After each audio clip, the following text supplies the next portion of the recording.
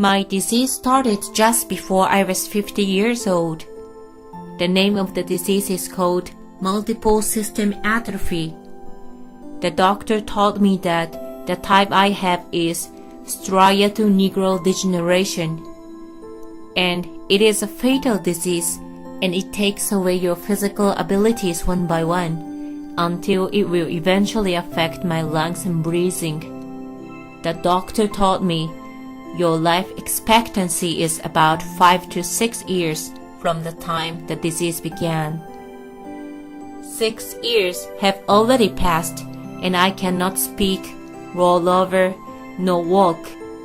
Over this time, I have truly realized that I used to live with such a blessed body. I have been really amazed by the fact that human beings cannot fully appreciate the meaning and happiness of being normal.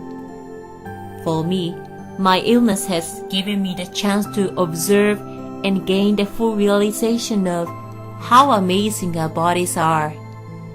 It is as if I was given the opportunity to step outside myself and see more clearly. These days, people call me a person with physical disabilities, and I'm categorized as disabled.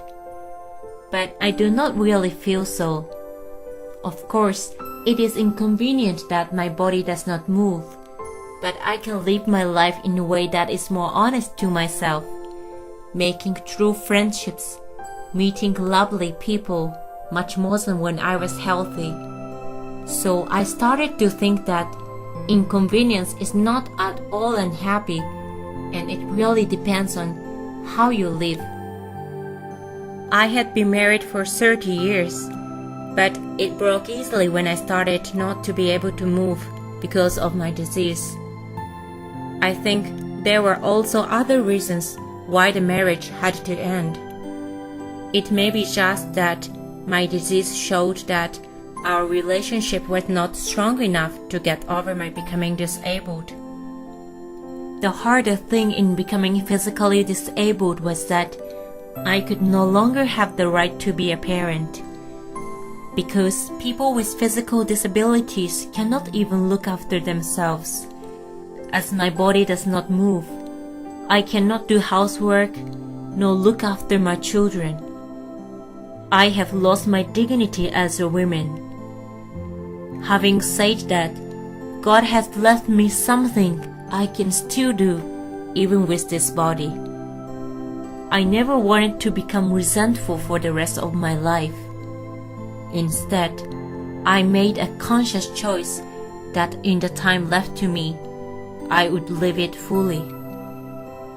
When I began to change my attitude to one of being grateful and of praying for everyone's happiness, then many people started to help me in ways beyond what I could imagine. I was amazed that other people were willing to give, whereas in the past, I used to get disappointed when I asked even for the simplest of help. People would hesitate to do even this little thing. Through all the hardship, God is watching over me without fail. Before my illness, I had been developing my view on the peace movement and thought this is the way I would live my life. And as my disease progressed, I began voicing this as much as I could. In my case, having to become disabled made me realize the importance of this issue of bringing peace to the world. In fact, this issue of bringing peace to the world applies to everyone, whether able-bodied or with a disability. I used to be healthier than average. I was blessed to have many children, and I was given a happy life. I thanked God vaguely, but on looking back, I can see I was not hungry enough to live my life. I was not focusing on the now.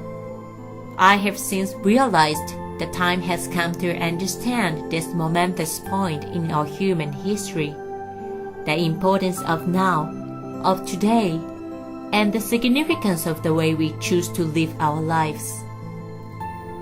I think the life we are given is irreplaceable with or without disabilities. Nowadays, many older women are strongly encouraged to have an abortion because they are told there is a chance the baby will be born disabled. My understanding is if the life was not supposed to be lived, then they would not be born.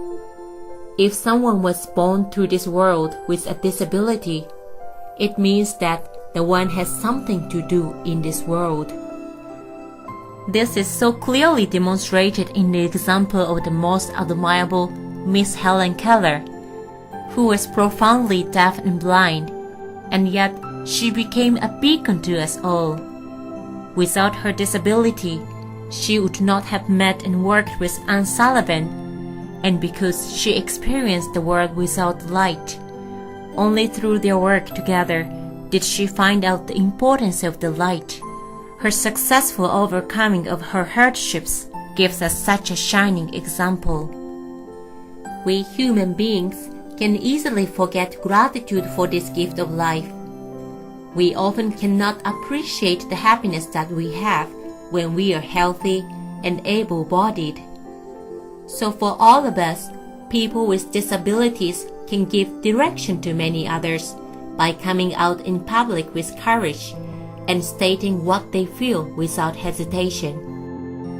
If people stop and wonder why a person with a disability looks so happy even though they see the one is disabled, then if that person's life can be a trigger for others to see how they could live their life more fully, then it gives meaning for all disabled people to be active. There is a saying in Japan, living with tears is one life, and living with laughter is also one life. I prefer for myself and other people to live our lives, laughing happily together and supporting each other, rather than a life with tears. When we laugh, I feel God smiles with us too. Thank you very much.